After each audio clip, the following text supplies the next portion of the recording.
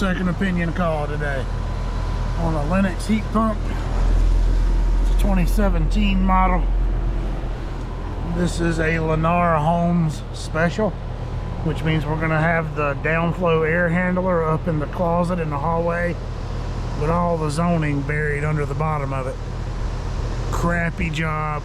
Anyway, we are running this behind Michael and his son, who came out here and told the guy that the unit was about half empty, low on charge. The capacitor was bad, needed to be replaced. It's got mold, coils rusted out, falling apart, all that good stuff. Now keep in mind, when I went inside the house, the upstairs thermostat set on 69, reading 69. Downstairs thermostat set on 68, reading 68. And it is 87 degrees outside. So if this thing was low on charge, I don't understand how in the world they're maintaining 68, 69 degrees inside the house. But Michael and his will tell you anything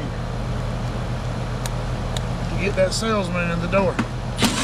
So we're going to check it out and see what we can find. I'm going to check the charge first. Just taking the electrical cabinet off so I can check the capacitor. But anyway, let me get hooked up with some gauges on this thing and we'll start with that. Alright, so we're all hooked up to it. I'm running about a 1. Now keep in mind it's 68, 69 degrees in the house. So we're running about a 120 and a right out of 300, 14 superheat, about a 3.5 subcooling. Now I need to go see what air handler I have up there, because your subcooling on this outdoor unit based on this chart can be anywhere between 3, 6, as high as 10 degrees, 12 degrees. So you've got a matchup chart in there, so I need to go up there and confirm what air handler I have before I make a charge on a judgment on the charge. But I mean, it's 69 degrees in that house and it's 87 outside. I would think they would have had a problem with it, which they said they didn't have any issues, that they came out and did I guess they responded to a flyer or something offering a courtesy diagnostic or maintenance or something. However those people advertise that stuff. And then they came out and there's about 6 things they told them were getting ready to shit the bed on this thing. So let me find the breaker and the disconnect. Oh, it's right here. And we'll check that capacitor. Then we'll go look at some stuff in the house that they said were a problem.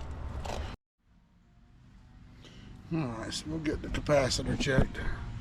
And that is, I'll loosen this just so I can slide it up, but it's a 40 by 5.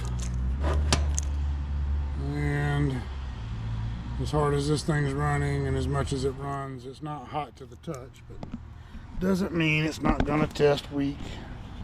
It appears to be the original capacitor, so there's a pretty good shot, or a pretty good chance that this will be a legitimate find. There we go. Alright, so we are reading 38 out of 40. And so it's not about to blow up. And we are reading 4.4 out of 5. So is that out of the 10% range on the fan side? Yes. On the compressor side, no. But I can see covering yourself and recommending it, but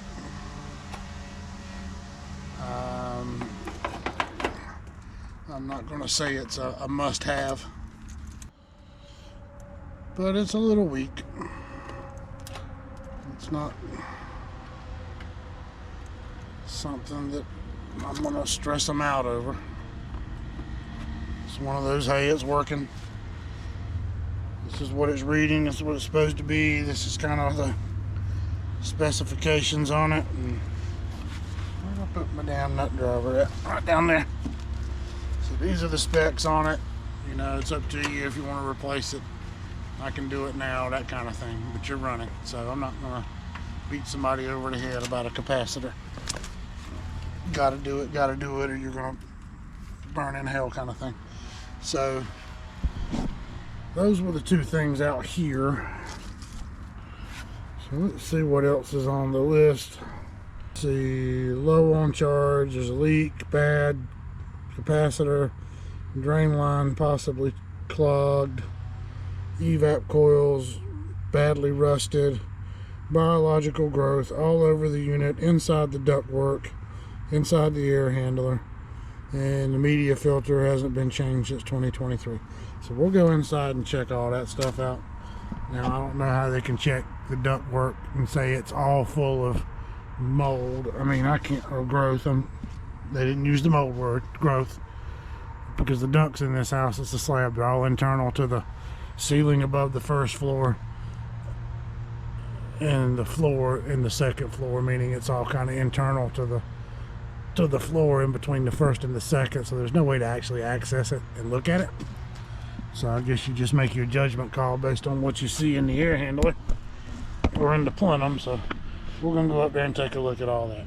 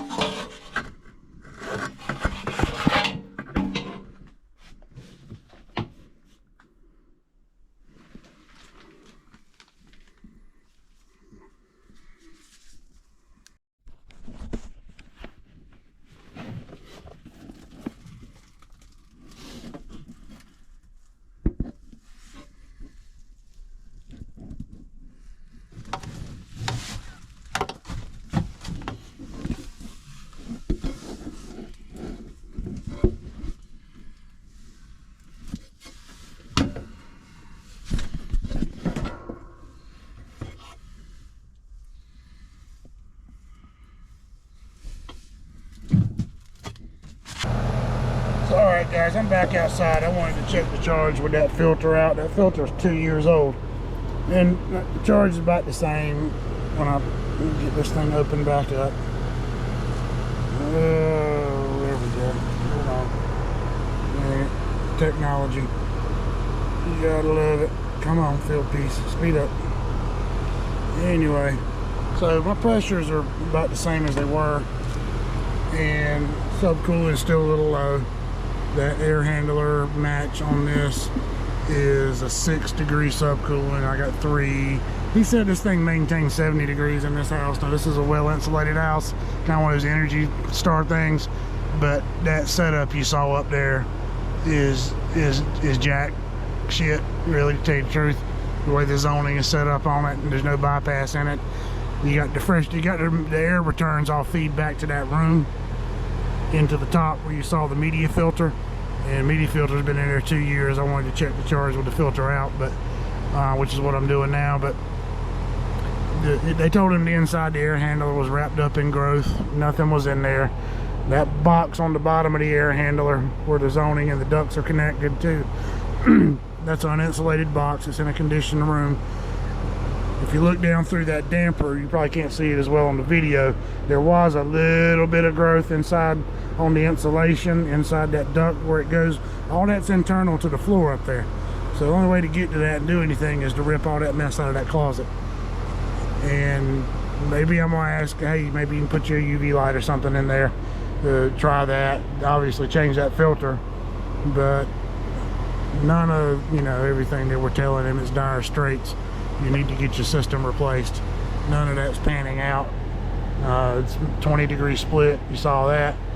So it's, you know, I mean, it's doing what it does. He said he hasn't had a problem. That was the first time they came out, and sure enough, that's their playbook. The first time they come out, it's time to replace your system. So that's just the way that works on that side of the world in heating and air conditioning. Glad I don't operate like that, but anyway, I'm gonna recommend maybe adding a little bit of refrigerant to it, get that subcooling up from about 3 closer to the 6 where it's supposed to be, and get him some filters ordered, and he can order them online, or we can come back and replace it. The capacitor, 38 by 4.5, 40 by 5, that's not the end of the world. It's not even hot. So, I mean, it doesn't mean it won't quit, but you don't replace the system because your capacitor is about to blow up. So, anyway, guys, that's the gist on this one. He'll probably, hopefully, I'll give him the option, sign up for a maintenance plan with us. I don't know if they were cleaning anything with the cobwebs and the dirt that I'm seeing inside this thing. It may have just been their little, that $49, $59 inspection those companies offer. When you do that, you're paying $49, $59. They're getting you to pay them to send a salesman to your house, is basically how that works. So anyway, guys, like, subscribe.